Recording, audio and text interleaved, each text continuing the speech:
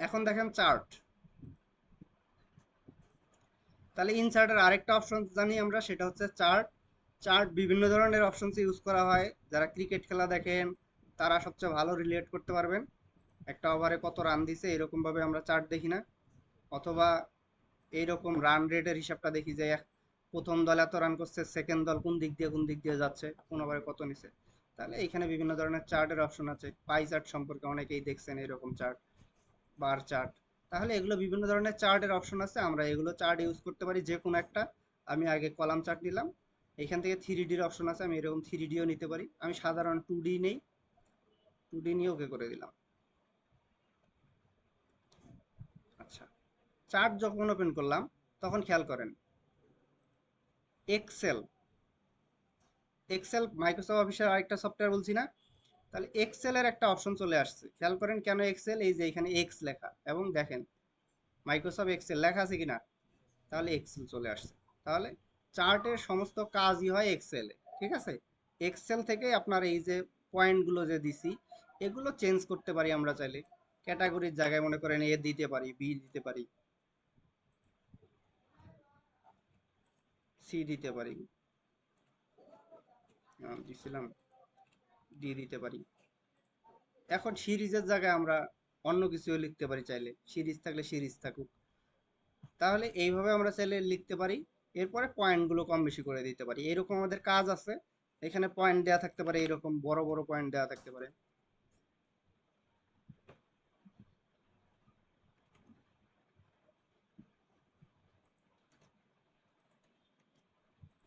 দেখেন এই লম্বা বিশাল একটা পয়েন্ট চলে আসতে পারে।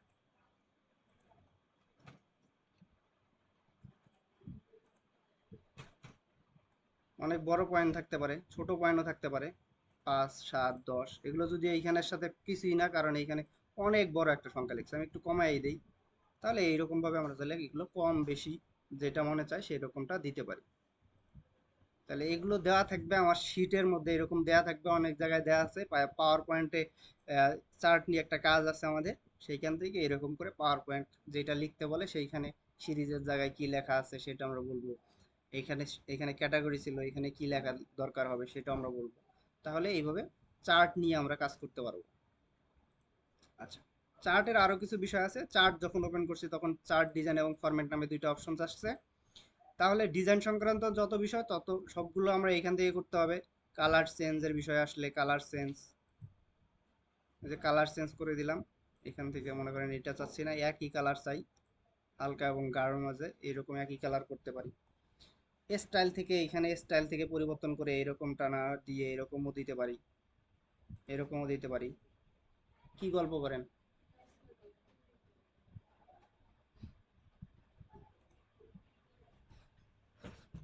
গল্প করেন নাই না? ভালো। আচ্ছা, এটা একটু নিচে নিয়ে যাই। আচ্ছা, একটা একটা জায়গা থেকে মুভ করার জন্য আমরা এই যে লাইন বরাবর ক্লিক করবো, এই যে লাইনের উপর যখন কার্সর নিয়ে যায় এরকম হয়। এখন আমি চাইলে মুভ করতে পারি, তাহলে আমার জন্য সুবিধা হবে। আচ্ছা, একটু ছোট করি।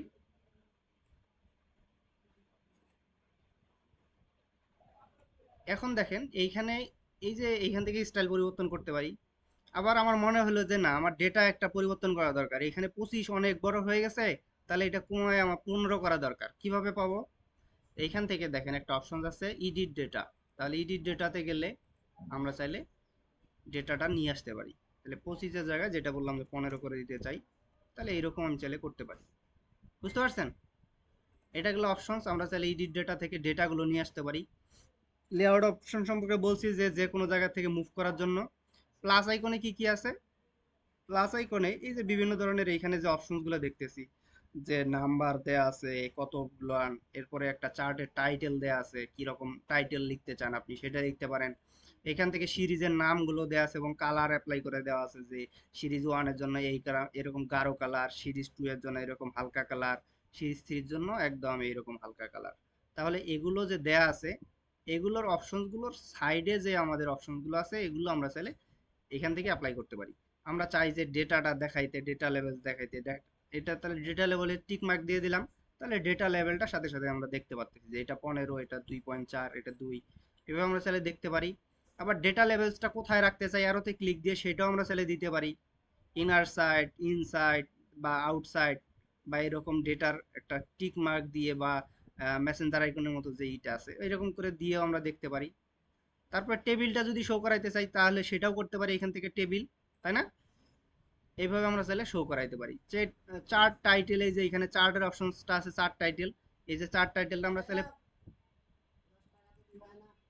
দেন তো। হুম, এটা তো আমার ব্যাংকে দিয়ে আসলেই ভালো হতো। কোনটা?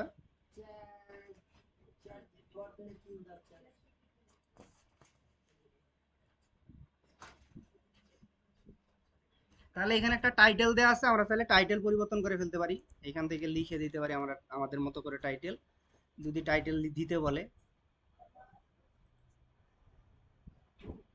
আচ্ছা, তারপর এইখান থেকে সেটা যদি শো না করাইতে চাই আমরা এইখান থেকে তুলে দিতে পারি।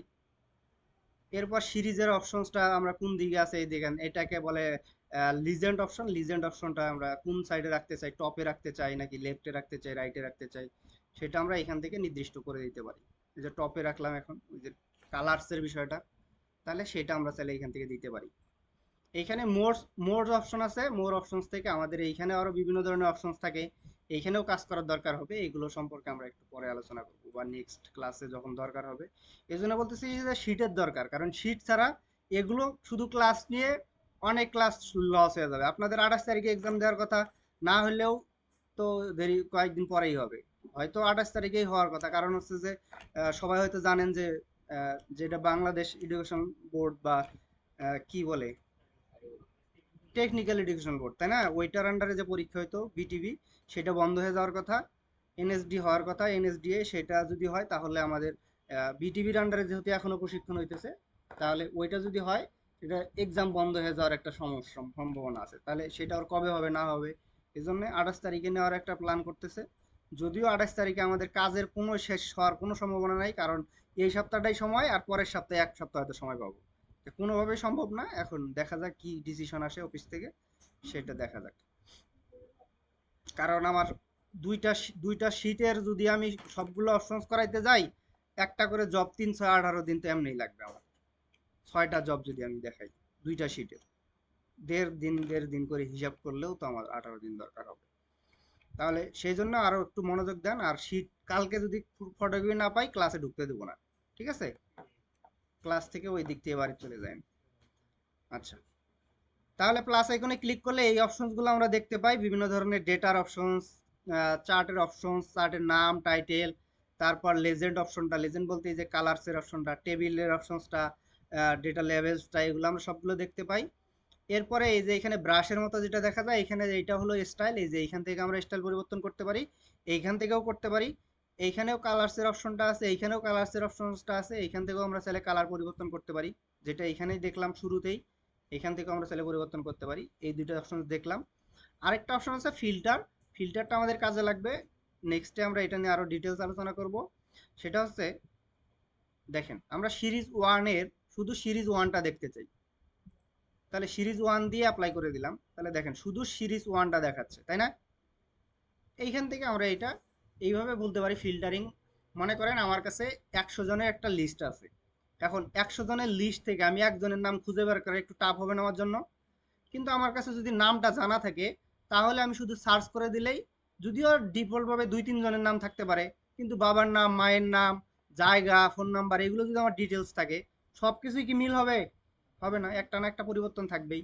তাহলে আমি এইভাবে মানুষকে খুঁজে বের করার জন্য ফিল্টার অপশনটা ইউজ করতে পারি। ফিল্টার নিয়ে আপনাদের শর্ট কোশ্চেন্স আছে, যে ফিল্টার কি কাজে ইউজ হয়, আপনাদের কোশ্চেন্সেই আছে কিনা জানি না, যে দিছি।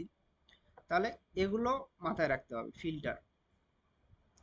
তাহলে এটা মোটামুটি অপশন, যে একটা চার্ট অপশন দেখলাম, এরপর আমরা কি দেখলাম, স্মার্ট আর্ট দেখলাম, তাই না? এখান থেকে আরো দুইটা অপশন দেখলাম, একটা হচ্ছে ড্রপ ক্যাপ, আর একটা হচ্ছে কিভাবে টাইম এন্ড ডেট অ্যাড করা যায়। তাহলে আপনাদের কাজ হচ্ছে এগুলো একটু অ্যাপ্লাই করা, দেখা যে কাজ হচ্ছে কিনা, কারণ এগুলো নিয়ে পরবর্তীতে ক্লাসে বা শিটে আমাদের কাজ আছে, যাতে তখন আমার সুবিধা হয়, বুঝতে পারছেন? ঠিক আছে, বসেন।